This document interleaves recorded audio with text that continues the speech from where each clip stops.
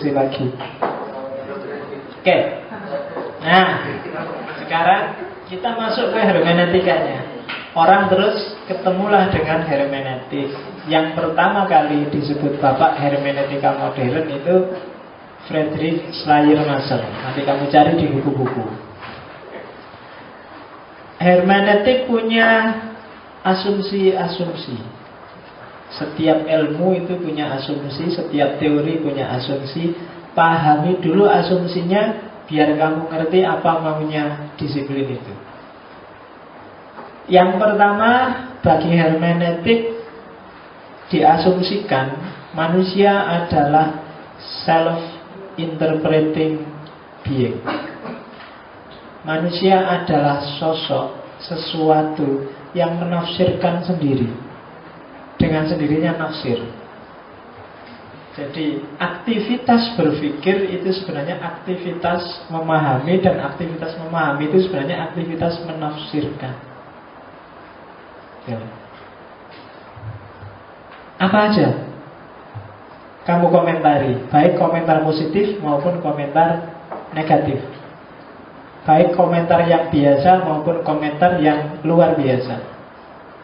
Begitu tadi masuk ke sini yang bawa teh, bawa air putih, bawa kacang, saya tidak kaget. Oh biasa, memang tiap hari gitu kok. Tiap saya di sini juga dikasih kayak gini, nggak ganti sejak dulu. Nah, komentar kan, interpretasi. Kamu juga gitu, begitu masuk ke sini, wah di kelas atau nggak di masjid. Harusnya kalau ngaji itu komentar. Tidak pernah diem kok kepalamu itu. Self interpreting, apapun sebenarnya kamu komentari. Yang jadi perhatianmu kecuali yang tidak kamu perhatiin loh ya. Tapi begitu jadi perhatianmu pasti kamu komentari. Kalau nggak percaya coba diam aja, kita diam aja 5 menit untuk tidak komentari apa-apa. Coba diam ya 5 menit. Ya kan? Kamu komentari mesti. Di kepalamu bunyi macam-macam sudah. Ngapain sih pakai diam-diam segala? Apa sih? Mesti gitu. Jadi kalau saya nggak diam mau apa? Ya macam-macam katanya sih kepalamu. Mesti bunyi kok. Disuruh apa aja mesti bunyi. Jadi dia self-interpreting being tentang apapun. Hari pertama kuliah, dosennya masuk. Alah, dosen kok masuk? Pertemuan pertama kok kosong-kosong dulu apa gimana? Komentar mesti. Seandainya dosennya nggak masuk, kamu juga komentar. Dosen dibayar males. Ini harusnya semua komentar. Apa itu komentar? Ya cuma ada yang komentarnya diam-diam, ada yang terus diungkapkan. Kalau sama dosen ya mesti diam-diam di batin. Kalau berani ngomong hati-hati. Ya kan? Self-interpreting. Apapun itu, aktivitas manusia intinya aktivitas berpikirnya. Makanya itu adalah aktivitas memahami dan menginterpretasi.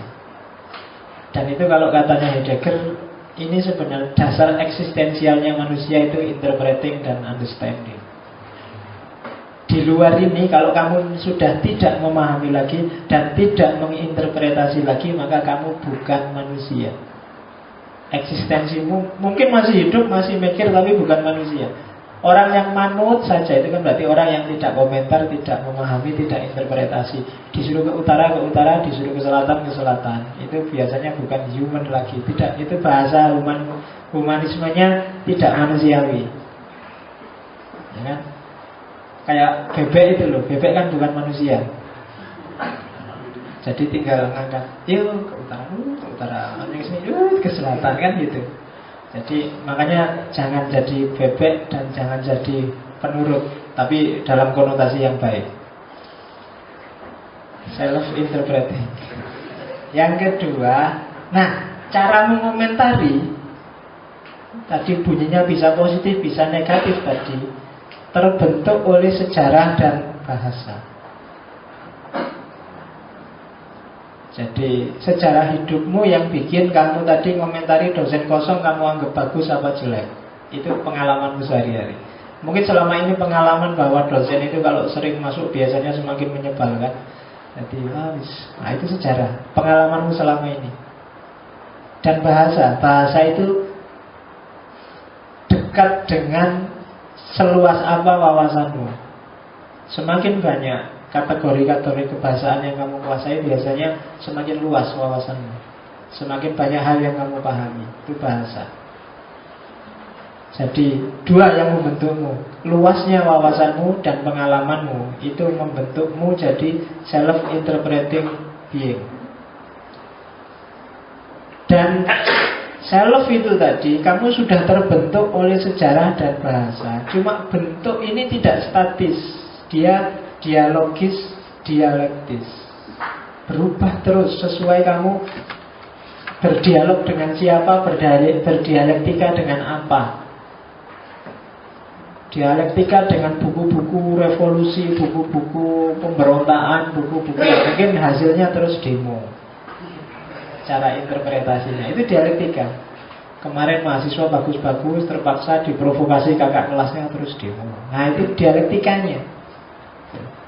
Dialektika karena sering dialog dan dialektika dengan takmir masjid, ya hasilnya lumayan, dapat kacang, dapat minum, dapat lumayan kan, dialektika. Jadi hasil dialektika dengan lingkunganmu, dengan keseharianmu, itu yang membentuk dirimu. Makanya dalam agama itu kan pokoknya al-walad itu lil abnya. Jadi anak itu sesuai gambar bapaknya. Kenapa? Karena bapaknya adalah yang berdialektika setiap hari dengan dia. Bapaknya adalah pengalaman sejarahnya, dan bapaknya adalah yang ngasih dia wawasan. Maka kayak apa anak biasanya ya kayak gitu bapak. Itu kan ada hadisnya yang kayak gitu. Karena dia pembentuknya. Jadi hati-hati dengan dialektika yang kamu ambil. Hati-hati dengan pengalamanmu yang kamu pilih, yang kamu anggap penting dan tidak penting. Dan hati-hati dengan wawasan yang kamu masukkan di kepalamu. Kan saya sering bilang, kalau orang secara guyon ngomong, pikiranmu ngeres mesti, itu sebenarnya enggak guyon itu. Pikiranmu ngeres itu berarti apa? Setiap hari wawasan yang kamu masukkan ke kepalamu adalah wawasan-wawasan ngeres. Iya kan? Kalau kamu tiap hari nonton film ngeres, itu maka melihat perempuan itu ya meskipun dia ditutupi dan dicadari, yang muncul di kepalamu adalah gambar ngeres. Ya kan? Orang sudah pakai cadar, pakai jubah besar, kamu seandainya, ya kan?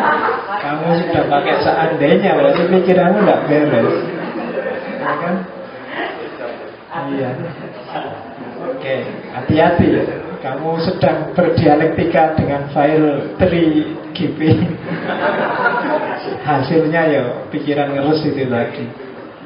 Oke, dan ya itu di Indonesia kan sedang booming yang gitu-gitu. Oke ya. Terus itu asumsi tentang manusia. Terus gimana asumsinya tentang dunia, tentang realitas? Realitas sebenarnya dia berdiri tidak objektif. Tapi realitas dunia yang kita tinggali itu hakikatnya adalah konstruksi mental yang kita bentuk sendiri dengan perspektif subjektif kita. Lingkungan sekeliling kita, dunia hidup kita, itu tergantung kita. Dunia ini cerah kalau kita berpikir cerah, gambarannya seperti itu. Dunia ini suram kalau kita berpikirnya suram. Kalau tadi sebelum ngaji kamu nembak terus diterima, maka begitu ngaji dunia ini cerah. Lampu mati pun tetap cerah, nggak kebagian kacang tetap cerah. Ya kan? Persepsimu. Tapi kalau tadi mau ngaji kamu nembak dan ditolak, kebalikannya. Dunia gelap, kamu nyampe sini duduk kayak orang nggak sadar. Ya kan? Pokoknya kayak aduh, segala sesuatu nggak ada yang anu sekalipun. Ada kacang banyak, kamu nggak tertarik sama sekali dengan kacang. Pokoknya yang lain ketawa-ketawa, kamu merengut sendirian. Kenapa? Karena duniamu gelap. Padahal sama, realitasnya sama, kenyataan yang dihadapi sama, tapi persepsi, konstruksi mental yang kamu bangun bisa beda-beda. Itu dunia. Dan itu penting dalam hermeneutik. Oke, nah terus asumsi yang kelima tentang dunia, pemahaman kita tentang dunia, penerimaan kita terhadap makna yang ada di baliknya ditentukan oleh pengalaman hidup yang kita miliki. Ya kayak tadi, pengalaman-pengalamanmu menentukan duniamu, menentukan pemaknaanmu terhadap duniamu. Kamu pernah mengalami apa aja menentukan pemaknaanmu terhadap lingkungan sekelilingmu. Yang terbiasa bersih, kamu akan memaknai kebersihan secara berbeda dengan yang terbiasa lawannya bersihan itu apa? Jorok. Itu beda. Kenapa? Ya karena pengalamannya beda. Pengalaman hidupnya beda-beda.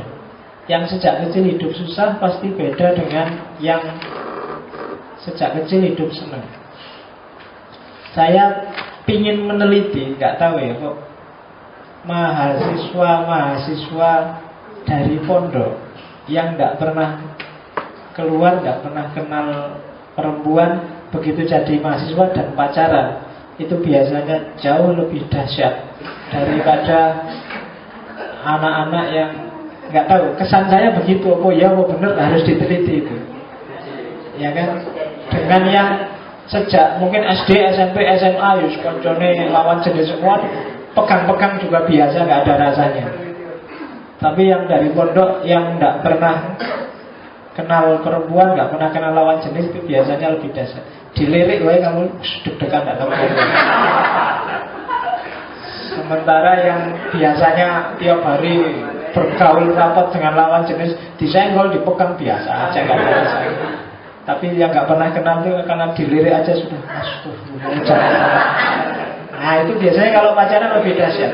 Nah itu kan pengalaman hidup menentukan. Nah itu sekali-sekali coba kamu teliti. Iya, lumayan.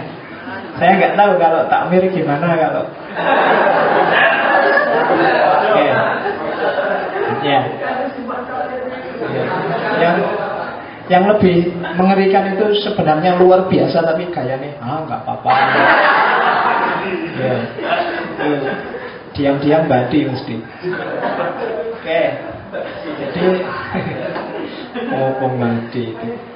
Dan yang terakhir, to know, itu berhubungan erat dengan to be. Pengetahuanmu itu menentukan eksistensimu. Yang kamu ketahui menentukan keberadaanmu, menentukan perilakumu. Makanya tadi yang kayak yang ngerus-ngerus tadi itu menentukan perilakumu. Apa yang ada di kepalamu, itulah yang lahir dalam perilakumu sehari-hari. Gak bisa ditutup-tutupi. Yang sejak kecil dilatih disiplin, isi kepalanya adalah kedisiplinan, itu tiap hari tampak dalam mesti disiplin. Tapi yang sejak, kalau nggak disiplin dia nggak enak. Tapi setelah nggak disiplin, nggak enak, kok terus diisi dengan wawasan-wawasan baru. Wah, nggak disiplin juga nggak apa-apa, ternyata nggak ada hukumannya, terus akan berubah lagi perilakunya. Yang semula nggak enak sekarang, alah nggak disiplin biasa aja. To know menentukan to be. Kayak kamu sholat misalnya. Dulu waktu pertama belajar sholat, pengetahuanmu tentang sholat masih terbatas, maka sholatnya jadi lama. Ya kan masih lengkap itu sholat pokoknya. Takbiratul ihram, baca doa iftitah. Serius lama sekali kamu lengkap. Pengetahuannya masih terbatas. Tapi begitu kamu semakin pintar, semakin canggih ilmunya, sholatnya semakin cepat. Mesti gitu kan? Kamu begitu takbir Allahu Akbar, Fatihah, iftitah. Oh iftitah itu sunnah, saya suka. Ya kan? Diloncati langsung Fatihah. Baca surat itu sunnah, diloncati terus cepet sholatnya. Ya kan? Perilakunya berubah. To know menentukan to be. Jadi kalau ada orang kok sholatnya lama, itu pengetahuannya masih terbatas. Jadi besok kamu ngajarin dia sholatnya cepet ya, pengetahuannya nggak terbatas. Jadi kalau temenmu sholatnya cepet itu bagus, wawasanmu luas ternyata. Oke, jadi To know menentukan to be. Jadi hati-hati dengan informasi, dengan data, dengan wawasan yang kamu masukkan di kepalamu. Ngaji malam ini, masukkanlah yang bagus-bagus, yang tak beres jangan dimasukkan. Karena to know menentukan to be. Oke. Nah, terus gimana sih patternnya? Kalau sudah ngerti asumsi-asumsi ini, terus gimana? Perhatikanlah ketika memahami sesuatu. Dari subjektivitas tadi, perhatikan dialektika ketika orang memahami. Jadi ketika terjadi proses pemahaman, ada dialektika 3 hal itu. Sebenarnya 2 itu sama. Teks author reader, teks konteks, kontekstualisasi. Teks adalah apa yang dibaca, apa yang kamu pahami. Jadi diingat-ingat, teks kalau di sini tidak selalu sesuatu yang tertulis ada hurufnya, tapi sesuatu yang bisa dipahami. Itu teks. Di balik teks pasti ada konteksnya, ada latar belakangnya. Kadang-kadang konteks itu menentukan makna, maka kamu harus memperhatikan. Itu dialektis. Jadi teks yang, tak kasih contoh, teks misalnya teks yang tidak tertulis apa? Kalau saya garuk-garuk, itu kamu bacanya apa? Ya. Tapi kalau habis menjelaskan panjang lebar terus kamu paham? Enggak paham Pak. Terus saya, itu maksudnya apa? Bangetan. Iya, bangetan, jengkel, macam-macam. Garuk-garuknya sama, tapi kamu bisa membaca secara berbeda. Itulah teks. Kenapa kamu bisa membaca secara beda? Karena kamu ngerti konteksnya. Kenapa kamu ngerti konteksnya? Ya tadi habis jelasin panjang, terus saya garuk-garuk sambil ambil nafas panjang. Oh berarti ini jengkel mesti ya, gitu. Oh tadi bapaknya cerita bahwa dia sudah seminggu tidak mandi, kok garuk-garuk. Oh mesti rambutnya gatel itu mesti. Karena ngerti konteksnya. Kayak tadi tak ceritain ketika ada teman SMS, ketika mulut tidak bisa mengucap, tangan tidak bisa menjabat, kaki tidak bisa. Itu kan kalau kamu tidak ngerti konteksnya, kasihan sekali kamu skip ya. Ini masa gitu. Jangan-jangan kamu balasnya, kamu opname di rumah sakit mana kan gitu. Karena kamu ngerti konteksnya. Oh konteksnya Idul Fitri, mungkin dia mau ngasih puisi, mau minta maaf Lebaran kan gitu. Karena ngerti konteksnya. Ketika konteks itu tidak dibaca atau kamu salah paham dengan konteks, itu bisa gawat. Kadang-kadang konteks justru menjadi penentu makna. Dan oh itu aja kan bisa luar biasa. Bisa karena kamu sakit tenggorokan, bisa karena kamu naksir oleh yang duduk sebelahmu, bisa karena kakimu diinjek, pingin yang injek segera sadar, macam-macam deh. Dan itu harus kamu baca dengan konteksnya, jangan salah. Ya kan, temanmu ketawa, tiba-tiba duduk di sebelah ketawa, haha itu dibaca dulu kan, ini apa ini? Telat minum obat. Oh iya kan? Jangan kesusu di komentar. Kok tiba-tiba lihat temanmu nangis, itu kan dicek dulu. Ini nangis seneng, nangis sedih, nangis juga. Karena orang seneng sekali kan kadang nangis. Orang sangat sedih juga nangis. Sebelum tahu konteksnya jangan komentar. Begitu lihat temanmu nangis, kamu sabar ya, memang hidup itu banyak cobaan, banyak ujian. Padahal dia senengnya karena baru lulus, baru wisuda. Kamu suruh sabar malah. Kenapa? Karena tidak ngerti konteksnya. Oke, jadi hati-hati. Apalagi sekarang peradaban Facebook dan Twitter. Ya kan? Posting di Facebook itu hati-hati kamu. Kalau yang baca nggak ngerti konteksnya bisa salah paham. SMS juga begitu. Kalau nggak ngerti konteksnya orang bisa salah paham. Apalagi kamu sekarang SMS-in pakai singkatan-singkatan. Tadi pagi anak mahasiswa, Pak saya mau ketemu, tapi Bapak susah sekali ketemu itu. Tapi belakangnya yang saya nggak suka, cemut. Tanda tangan juga. Tanda tangan. Cemutnya itu yang bikin tidak kuat.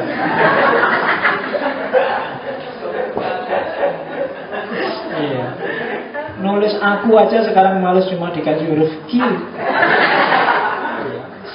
Saya sekarang kalau sudah marah, Pak, saya SMS sejak tadi kok tidak dibles.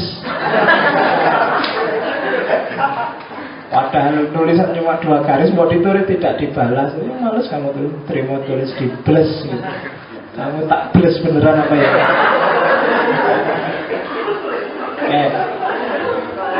Jadi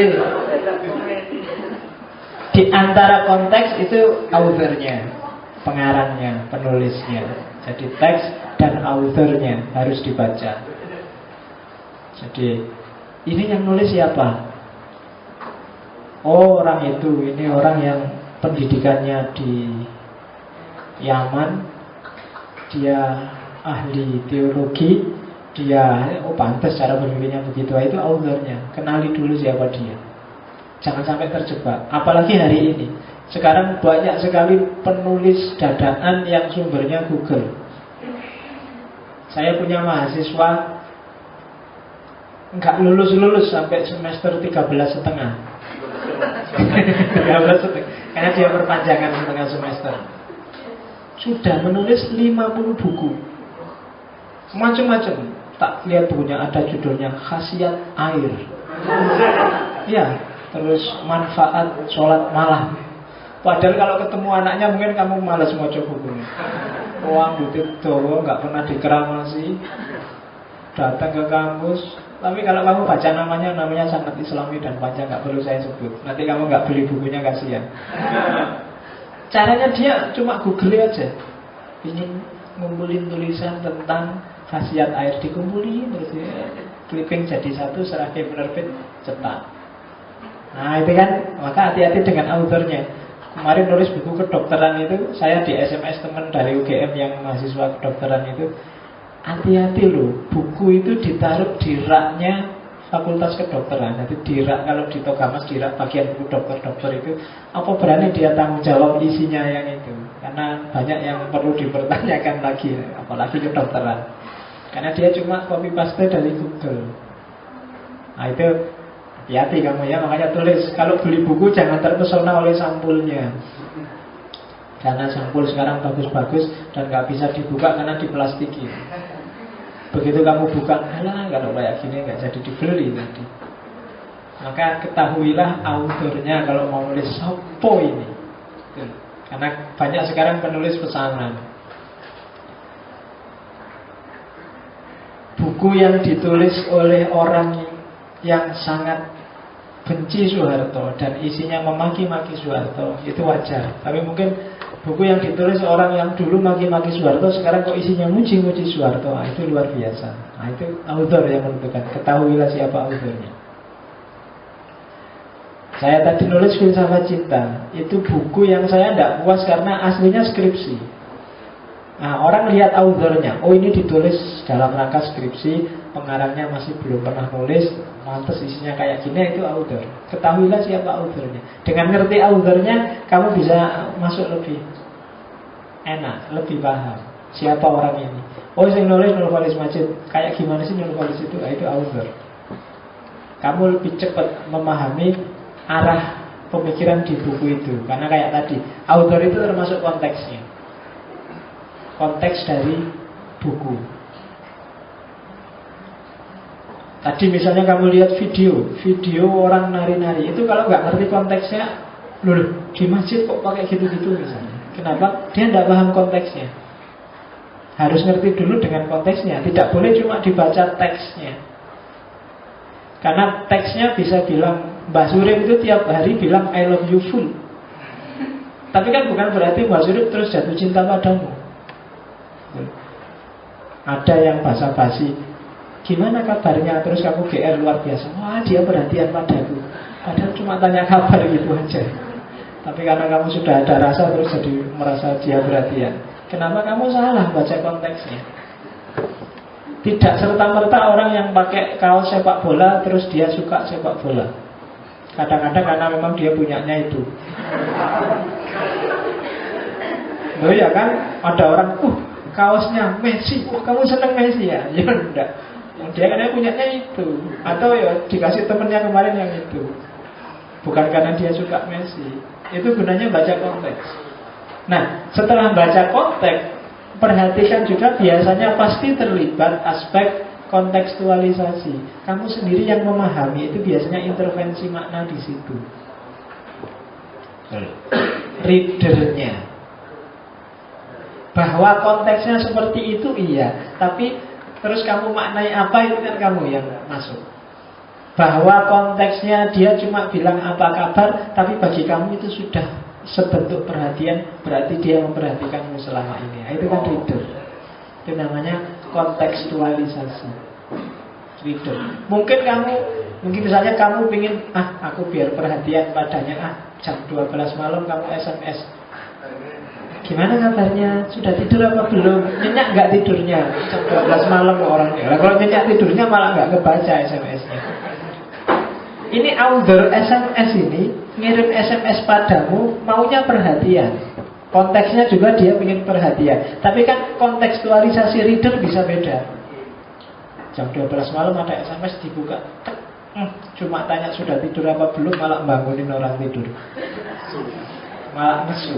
Tadi maunya perhatian, hasilnya malah marah. Kenapa? Karena reader menentukan maknanya. Makanya tadi saya bilang, hati-hati kamu posting, hati-hati kamu SMS. Orang bisa salah paham. Kenapa? Karena reader menguasai pemaknaan terakhir di kontekstualisasi. Jadi ada dialektika antara teks, konteks, dan kontekstualisasi. Itu circle, pasti terjadi. Teks harus dibaca karena teks itu jembatan yang paling kelihatan untuk ketemu makna. Konteks harus dilewati karena tanpa konteks orang bisa salah paham. Kontekstualisasi harus dilakukan karena setiap orang pasti menginterpretasi. Disadari apa enggak? Pak, saya ingin objektif Pak, enggak ikut-ikut, enggak bisa. Objektif itu kan objeknya yang bicara Pak. Ya, objek bicara tapi kan terus kamu omongkan. Dan ketika kamu omongkan itu kan berarti sudah versi. Pakai bahasamu, pakai logikamu.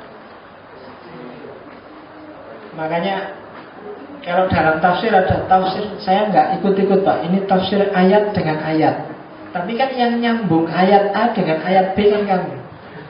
Yang bilang bahwa ayat ini ditafsirkan oleh ayat ini kan kamu. Ulama yang lain mungkin ayat ini bukan ayat ini yang tafsir, tapi ayat itu. Jadi yang satu-satunya yang cuma ngulang cuma mic dan loudspeaker. Tapi kalau manusia tidak bisa. Menyampaikan berita aja jangan ditambah-tambahi ya. Itu mungkin sampai 2-3 orang sudah tambah tidak karu-karuan ceritanya. Ya kan? Kenapa? Ada kontekstualisasi dari reader.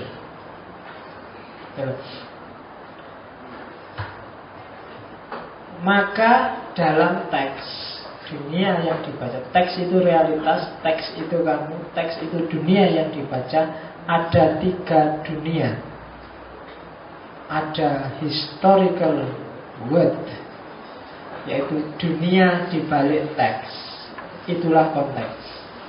Ada literary world, dunia di dalam teks. Gramatikalnya, pilihan katanya, makna letterleknya. Ada contemporary world, dunia di depan teks. Itu maksudnya apa? Readernya. Teks itu mau dipakai apa?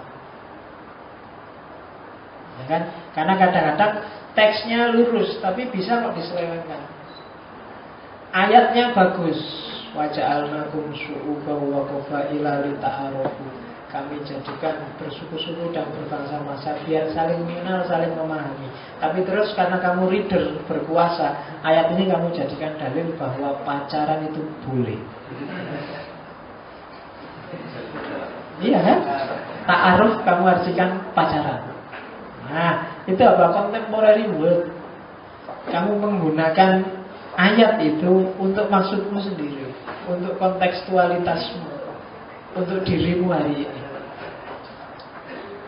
Ngajinya seperti ini, konteksnya sudah jelas, maksudnya takmir juga sudah jelas. Tapi pemaknaanmu terhadap ngaji malam ini itu pasti beda-beda. Itu kontekstualitasnya. Ada yang memaknainya cari ilmu, ada yang memaknainya cari kacang, ada yang memaknainya daripada nganggur, ada yang memaknainya nganter pacar, ada yang memaknainya cari pacar, ada yang memaknainya macam-macam. Dan itu kontekstualitasnya. Setiap orang pasti begitu. Jadi digabungkan tadi wawasan dari awal, kalau manusia itu interpreter being, makhluk yang selalu memahami dan menginterpretasi, sementara interpretasi itu bentuknya kontekstualitas, dan kontekstualitas itu harus ngecek dulu konteks dan teksnya. Berarti yang ada di kepala kita itu sebenarnya kontekstualitas. Yang ada di kepala kita itu sebenarnya pemahaman kita tentang sesuatu, yang punya jarak dengan sesuatu itu apa adanya. Nah, gitu. Jadi kalau kamu posting di Facebook kata-kata bijaksana hari ini, itu kan biasanya kan kalau kamu biar dianggap orang bijaksana. Nah, itu pemahamanmu terhadap kata-kata itu mungkin beda dengan orang yang pakai kata-kata itu. Misalnya, kayak piye kabare le?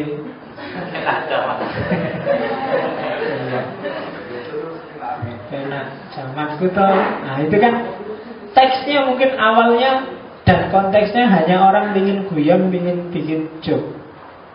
Tapi tanggapannya, kontekstualitas yang muncul di kepala bisa macam-macam. Ada yang memang menanggapinya guyon dan ketawa, ada yang serius dan tersinggung, ada yang ala kurang kerjaan, ada yang macam-macam.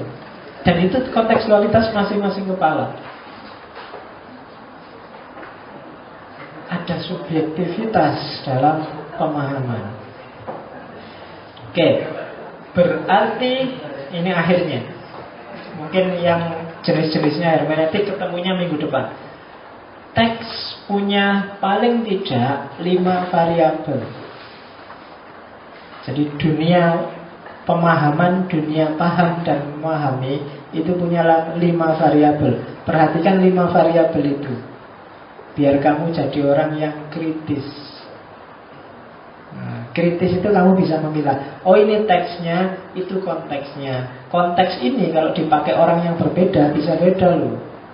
Nah, itu kan caranya gitu. Yang pertama, teks dan makna objektifnya. Itu kata-katanya, gramatikalnya. I love you.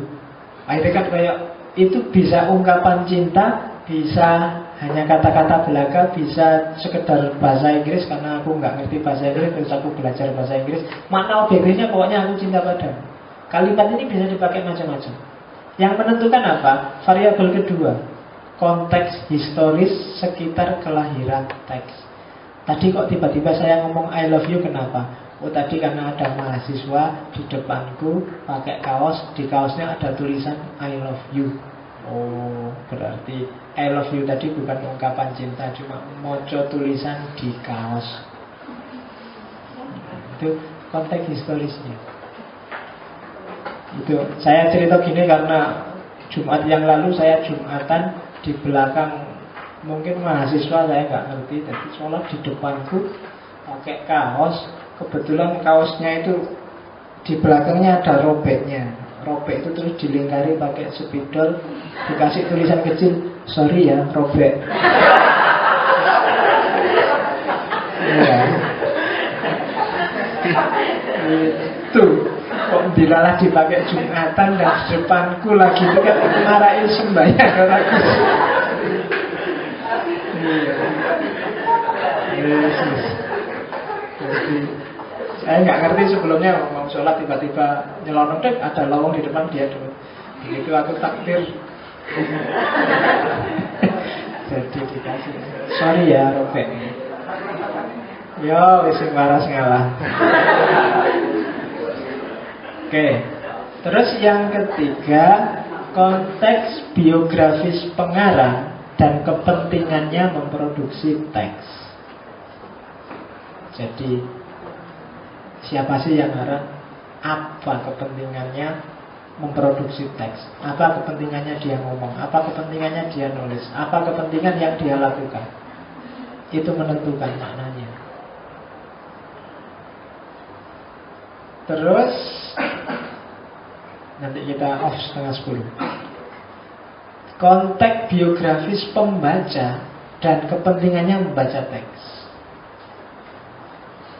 Ini menentukan juga. Kalau tadi menentukan maknanya, kalau ini menentukan, kalau bahasa hermeneutik, signifikasinya. Signifikasi itu teks mau dipakai jadi apa sih? Mau diapain sih teks itu? Konteksnya dan teksnya sih jelas. Lihat mahasiswa sama mahasiswi pacaran. Tapi terus pembacanya ini siapa? Dan apa kepentingannya membaca anak pacaran itu? Mungkin kalau dosen, kepentingannya untuk dakwah misalnya. Dia ingin mencari contoh bagaimana mahasiswa masa kini. Atau yang sana kepentingannya ingin apa dan seterusnya. Setiap pembaca menentukan makna. Teksnya bisa sama, konteksnya bisa sama, tapi makna yang lahir bisa beda tergantung pembacanya. Dan yang terakhir, variabel juga aplikasi dan implikasi hasil interpretasi. Ketika orang pacaran, saya membaca untuk kepentingan dakwah, yang selanjutnya terjadi mungkin beda. Kalau saya lihat orang pacaran untuk kepentingan kayak FPI itu, ingin menghakimi misalnya, kan aplikasinya terus beda. Dan itu juga variabel teks. Orang yang membaca Al-Quran dengan kepentingan A, cara dia mengaplikasikan hasil bacaannya pasti beda dengan orang yang baca dengan kepentingan B. Orang yang cara berpikirnya keras, misalnya kaku, kalau baca Al-Quran dan diaplikasikan pasti keras dan kaku juga. Sementara yang nyantai, cara membaca dan mengaplikasinya juga mungkin nyantai. Kenapa? Karena dia membaca menentukan, dan ketika dia punya makna, aplikasinya pasti juga berdasarkan makna itu. Itu variabel teks. Dan yang terakhir namanya hermeneutical attitude. Kalau sudah ngerti bahwa prosedur pemaknaan individu setiap orang itu coraknya subjektif, maka ada 3 perilaku. Ini attitude, bukan jenis hermeneutik, tapi perilaku hermeneutik. Dalam hidupmu kan isinya cuma 3 itu. Kalau enggak suspicious, kalau enggak begitu apologi, kalau enggak begitu recovery. Ada penjelasannya di belakang, cuma bahasa Inggris, enggak usah tak baca, tak jelasin aja. Ya. Kalau tak baca kan sudah jam 9:30, paling kamu nanti angop. Angop bahasa Indonesianya apa? Ya, menguap. Gak enak ya istilahnya menguap. Dianggap kamu mengeluarkan uap, padahal kan enggak. Cuma mangap aja. Oke, hermeneutic of suspicious itu berarti perilaku. Itu salah nulisnya, suspicion. Harusnya suspicious, pakai S. Jadi perilaku yang dilakukan orang menghadapi sesuatu yang dia anggap keliru, itu cara dia memahami, biasanya pakai hermeneutic of suspicious. Suspicious itu artinya curiga. Curiga itu, jangan-jangan ada kepentingannya, jangan-jangan itu keliru, itu namanya hermeneutic of suspicious. Jadi setelah curiga biasanya kamu terus mengkritisi pemahaman itu. Jadi hermeneutik tidak selalu setuju memahami secara lurus, tapi kadang-kadang mengkritik juga. Hermeneutic of suspicious. Kamu sudah tidak suka duluan, tidak senang duluan, tidak setuju duluan, terus mendekat masuk. Biasanya caranya pakai hermeneutic of suspicious. Kamu tidak setuju Islam garis keras, maka kamu masuk ke dunia Islam garis keras dalam rangka mengkritik. Itu namanya hermeneutic of suspicious. Nanti ada cara-caranya sendiri minggu depan. Yang kedua, hermeneutic of apology. Kebalikannya, kalau hermeneutic of suspicious terhadap hal yang tidak kamu sukai, tidak kamu setujui, hermeneutic of apology adalah terhadap hal-hal yang kamu setujui. Makanya disebut apologi. Kamu sudah senang duluan, kamu sudah suka duluan. Ketika kamu mendekat, kamu sudah apologi. Isinya mencari baik-baiknya aja, mencari benar-benarnya aja. Karena sudah senang duluan. Pokoknya kalau ada jeleknya kamu gak setuju, langsung kamu bantah, kamu tunjukkan ini sudah pas, ini sudah benar. Yang setuju tahlilan pakai hermeneutic of apology terhadap tahlilan. Yang tidak setuju tahlilan pakai hermeneutic of suspicious terhadap tahlilan. Nah, caranya gampang-gampangan ini. Dalilnya sebenarnya sama-sama kuat, tergantung perspektifnya. Cuma yang satu apologis, yang satu serba curiga. Hermeneutic of suspicious. Jadi kalau ada temanmu kok ngeritik terus, kamu ini pakai hermeneutic of suspicious. Ya, bedanya tambah bingung. Kalau bahasa agama, hermeneutic of suspicious itu namanya su'udon. Nah, kalau apologi husnudon. Dianggap api, apologi itu namanya. Tapi kalau dianggap jelek semua itu namanya curiga terus, suspicious terus. Dari mana pulang malam-malam? Ngaji, Pak. Nggak mungkin. Canom bali bengi-bengi ngaji. Kalau dugem aku percaya, kalau keluyuran aku percaya, tapi ngaji nggak masuk akal. Itu suspicious. Itu serba curiga. Padahal tenang ngaji, meskipun ngajinya ya suka yang ini gini. Tapi ada lagi apologi. Kalau apologi itu percaya segala yang kamu bilang pokoknya mesti benar, mesti pas, mesti baik, mesti indah. Biasanya rupa cari. Kalau lagi hangat-hangatnya mesti apologi, tapi begitu gegeran suspicious. Hati-hati ya. Makanya kamu jangan terlalu apologi, juga jangan terlalu curiga. Yang terakhir, hermeneutic of recovery. Kalau hermeneutic of recovery, kamu masih blank, kamu masih belum punya perspektif khusus tentang yang sedang kamu pahami.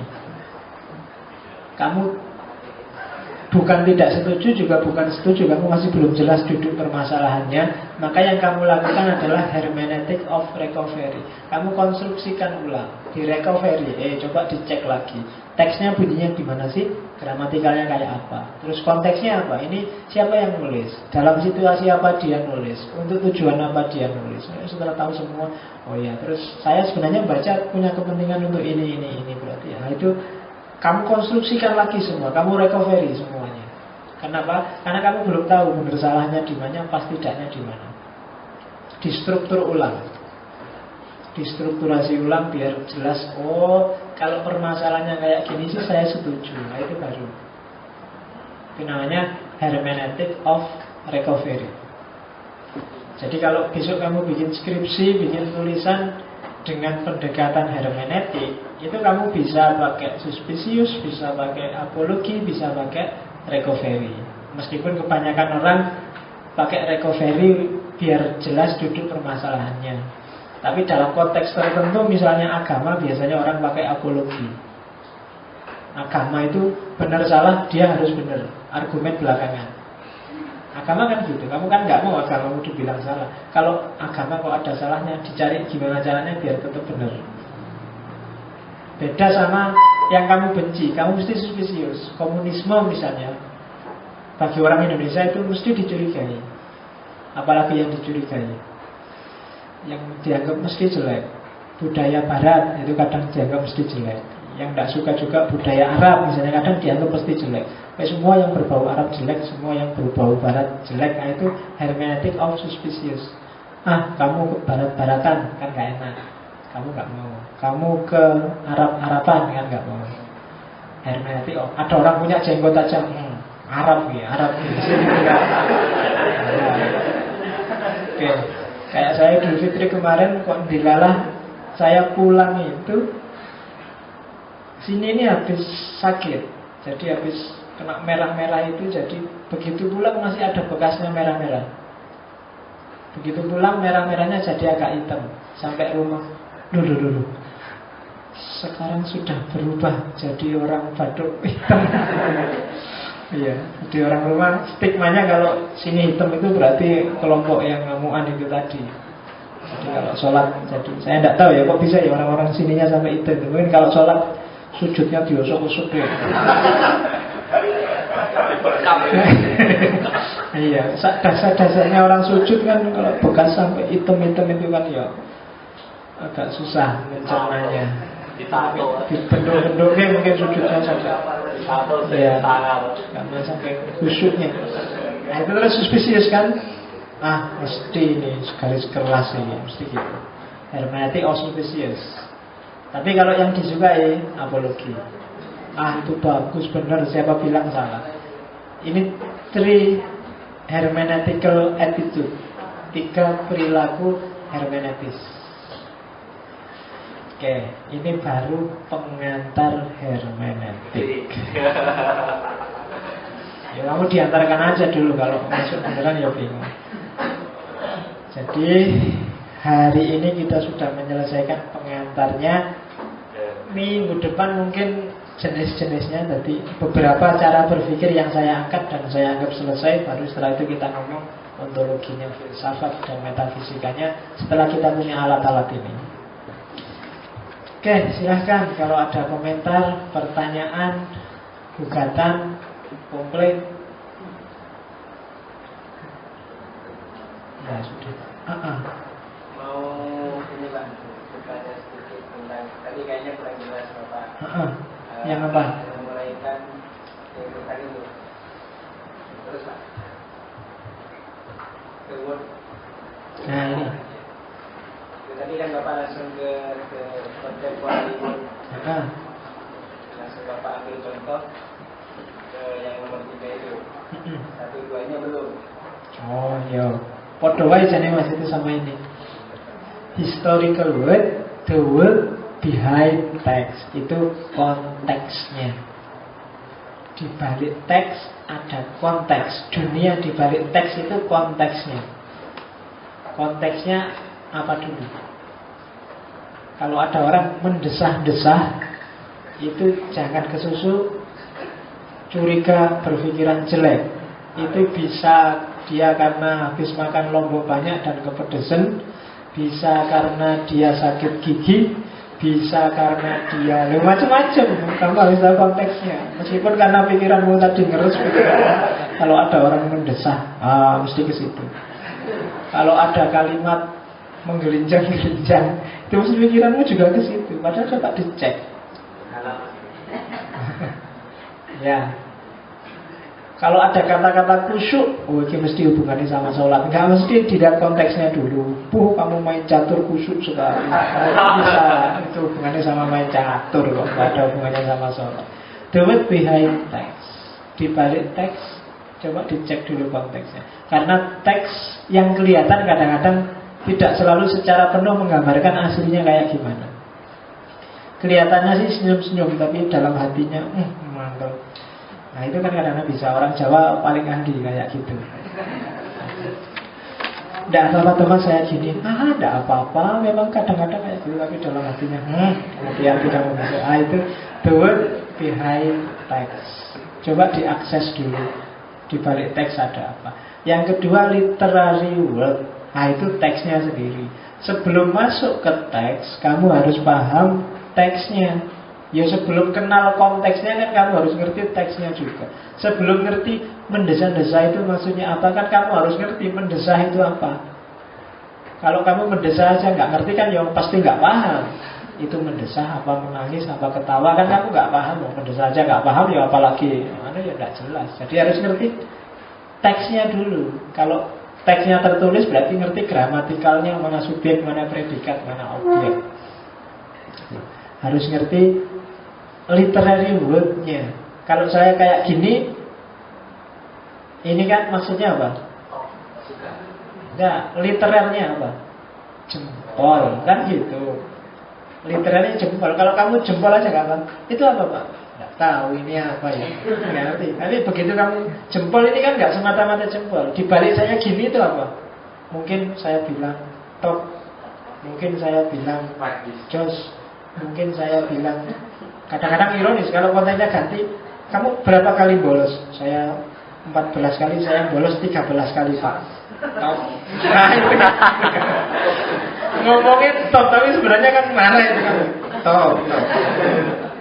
Itu literalnya jempol, tapi karena kontennya itu historical word-nya itu sebenarnya bukan muji, tapi ya geleng-geleng kepala itu kan. Jadi historical word dan literary word, teks dan konteks. Kontekstualisasinya contemporary word. Ada lagi ya. Tadi kan Pak Faiz mengatakan kalau setiap kepala itu berbeda-beda, Pak, subjektif. Lalu bagaimana kerja hermeneutik ini mampu menampung keberagaman sehingga bisa memahami manusia itu sendiri. Soalnya tadi saya masih bingung apakah hermeneutik ini menampung keberagaman ini dalam wadah-wadah yang berbeda, atau sebenarnya hermeneutik ini menempatkan keberagaman itu dalam satu wadah. Oke. Beragam itu niscaya. Menempatkan keberagaman berarti bukan menyeragamkan, tapi memposisikan keberagaman sesuai porsi dan proporsinya masing-masing. Sesuai porsinya. Bukan berarti kamu, saya boleh beda kan Pak?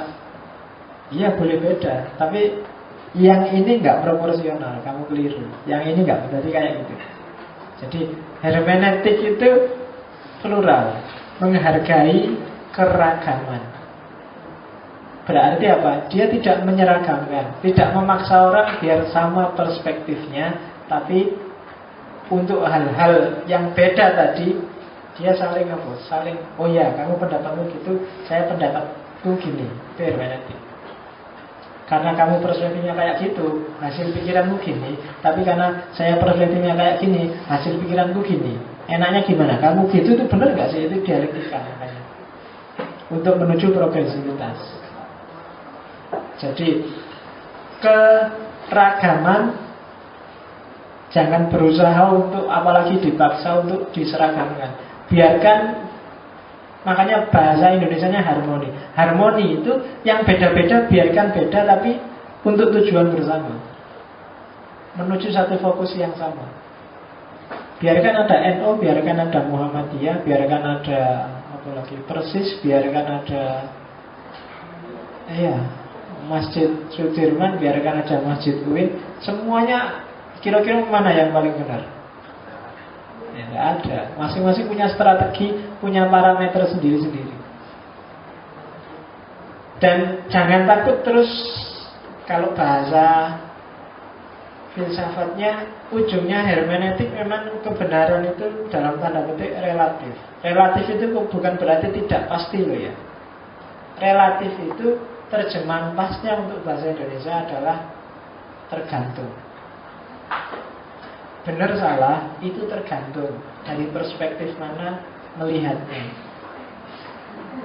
Makanya kalau bahasa Inggris kata relatif itu dia nggak pernah sendirian, pasti relatif to. Relatif to apa? Indonesia ini maju kalau dilihat apanya dulu, dia mundur kalau dilihat apanya dulu. Maka majunya Indonesia itu sesuatu yang relatif. Jadi beda-beda, iya. Nah kalau beda-beda terus relatif Pak. Iya, tidak apa-apa relatif. Karena relatif ini bukan kok terus berarti benar salah, nggak mesti, enggak. Tapi dia tergantung melihatnya dari mana. Mungkin ngaji ini kalau dilihat dari mana ya, orang yang pakai jenggot, pakai anu itu, ini ngajinya orang-orang sesat semua. Gimana aku bisa kayak gini? Nah itu bisa, tergantung karena ada dia. Tapi dari perspektif yang tertentu lagi, loh ngaji hermeneutik kok diambil yang gitu-gitunya, kurang radikal. Harusnya itu ada kayak gitu. Perspektifnya masing-masing. Dari perspektif saya ya mungkin cukup pakai yang gini-gini dulu. Nanti pendalamannya minggu depan atau minggu depannya lagi, atau kalau kamu wawasannya sudah lengkap dulu. Tapi bagi yang lain, ini ritmenya terlalu lambat Pak. Saya sudah baca 30 buku tentang hermeneutik. Kalau mulainya cuma dari sini ya mungkin bisa kayak gitu. Setiap orang punya progres tadi. Ada pluralitas, ada progresivitas. Maka biarkan keragaman itu. Mau diwadahi, ya wadahi aja kalau bisa. Ya kan, misalnya kamu wadahi, ayo kita bareng-bareng memutuskan sesuatu dengan perspektif masing-masing. Kalau untuk dunia sosial kadang-kadang butuh itu. Butuh, oke deh, kita memang beda-beda, tapi harus ada yang kita sepakati bersama. Nanti di jenis-jenis hermeneutik nanti ada. Jadi ada yang ya memang macam-macam, tapi begitu masuk level sosial harus ada yang diputuskan dong, nggak bisa relatif ini. Kita mau ngaji apa enggak? Yang satu ngaji, yang satu enggak ngaji, yang satu ngaji, itu kan bingung kan? Harus ada. Oke, ngaji enggak? Oke, disepakati ya ngaji.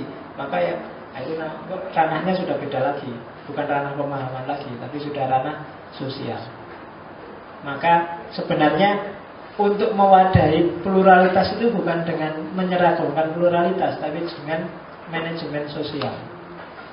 Gimana caranya sosialitas, individualitas yang beda-beda itu bisa dimanage secara bagus sehingga tidak bentrok. Tapi setiap orang masih bisa mengekspresikan individualitasnya. Nah, itu yang agak susah. Itu tugasnya sosiologi agama sebenarnya. Asir. Sosiologi jelas ya, asir.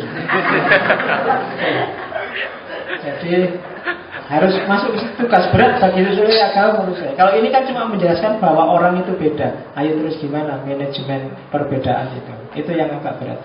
Kayak masjid ini kan mesti setiap takmir, setiap kepala, setiap jamaah punya persepsi sendiri-sendiri. Dan menyatukan itu, memanage yang beda-beda sehingga semua puas itu kan nggak gampang itu. Kuncinya ada di situ. Nanti yang bahas ini sebenarnya Habermas di filsafat komunikasi.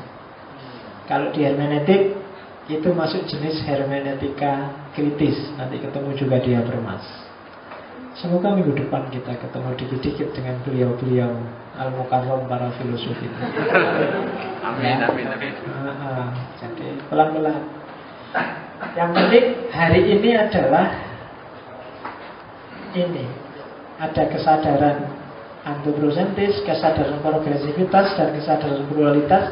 Kemudian perhatikan triadik-triadik itu dalam proses pemahaman.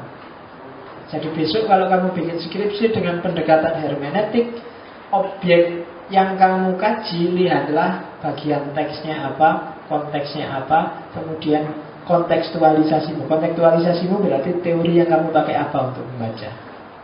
Itu biasanya pendekatan hermeneutik. Orang Jawa buang tumpeng ke laut. Teksnya apa, konteksnya kenapa kok dia sampai buang tumpeng, nalar dia apa yang dipakai. Nah, terus kamu boleh masuk pakai teorimu sendiri karena kamu reader. Itu kontekstualisasi namanya. Mungkin kamu masuknya pakai ayat, mungkin kamu masuknya pakai teori budaya, teori sosial. Itu sudah kamu. Itu biasanya skripsi dengan perspektif hermeneutik. Oke ya. Sudah. Oh iya, Mbak.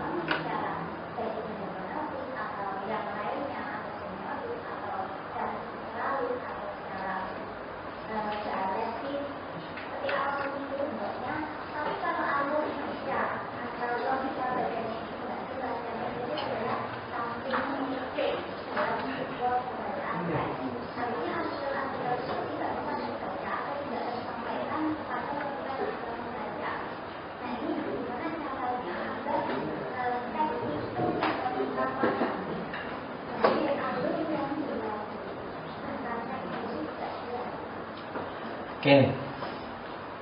Alur yang tidak jelas, teks yang tidak terpahami. Pertama, kalau berdasarkan hermeneutik ini, pertama minta tolonglah pada konteksnya. Konteks itu mana tadi? historical word yang ada behind the text. Jadi siapa sih yang nulis itu? Tujuan tulisan ini apa? Visi yang dibawa oleh tulisan ini apa? Itu akan sangat membantu caramu membaca teks. Kadang-kadang alurnya jelas pun, kalau kamu nggak tegas bener, ini yang nulis siapa dengan visi apa, kadang-kadang kamu salah paham terhadap teks. Itu kalau gayanya hermeneutik. Kalau gayanya semiotik, itu biasanya dilihat penanda dan petandanya. Jadi dilihat ini simbol-simbolnya dari mana, dengan makna apa, referensinya kemana. Itu biasanya orang-orang semiotik. Caranya begitu. Kalau apalagi semiotik, hermeneutik, apalagi yang kamu sebut?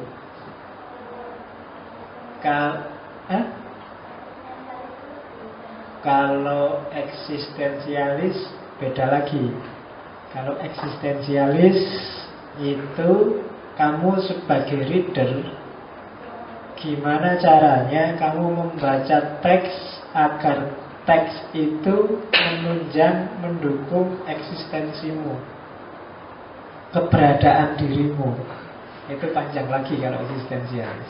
Jadi jangan terpaku pada yang tertulis. Itu maunya hermeneutik, maunya semiotik, maunya eksistensial. Kecuali kamu orang sastra yang mungkin pendekatannya cuma gramatikal, itu kamu pontang-panting biasanya. Karena kalau berdasarkan tertulis saja kadang-kadang orang bingung, ini janjane ngomong apa. Kayak orang Jawa Timur itu, ketemu meso, seneng meso, sumpek meso, itu kan tidak karu-karuan gitu. Ya kan? Saya bulan apa itu ke Surabaya, main ke tempat teman, diajak ke forum sastra, ngomongnya tidak karu-karuan, lomba baca puisi bolak-balik meso. Bahkan ada puisi itu yang judulnya panjang sampai hampir 5 kalimat, isinya cuma 1 kata. Ya, judulnya itu laki-laki ditinggalkan istri, malam-malam dingin, hujan-hujan, banyak angin, banyak katanya. Isinya sih cok. Judulnya bisa 5 baris, isi puisinya cuma 1 baris. Iya. Itu kan membacanya rodo. Itu kalau nggak ngerti konteksnya mesti kamu aduh itu piye. Nomor jelas. Oke ya. Tapi langkah kita masih panjang Pak. Minggu depan kita akan lihat gimana step-step cara memahami dengan model hermeneutik. Kalau tulisannya memang kacau, nggak bisa dibaca sama sekali, itu alternatifnya 2. Yang nulis nggak jelas, ngawur, atau dia belum bisa nulis. Dan yang kedua mungkin wawasan kita masih terbatas untuk memahami. Mungkin itu dunia satohan orang-orang sufi yang bisa tahu tulisan yang kepolak-balik karuan itu. Itu kayak saya membaca makalah mahasiswa itu kan mesti pikir geleng-geleng terus iki opo nulis opo karepe. Istighfar tiap hari, astagfirullah gitu ya. Oke, saya kira sudah ya, sudah jam 10. Dilanjutkan lagi minggu depan dengan hermeneutika seri kedua. 2 seri aja hermeneutiknya biar kamu gak tambah judek. Saya akhiri sekian, semoga ada manfaatnya. Assalamualaikum warahmatullahi wabarakatuh.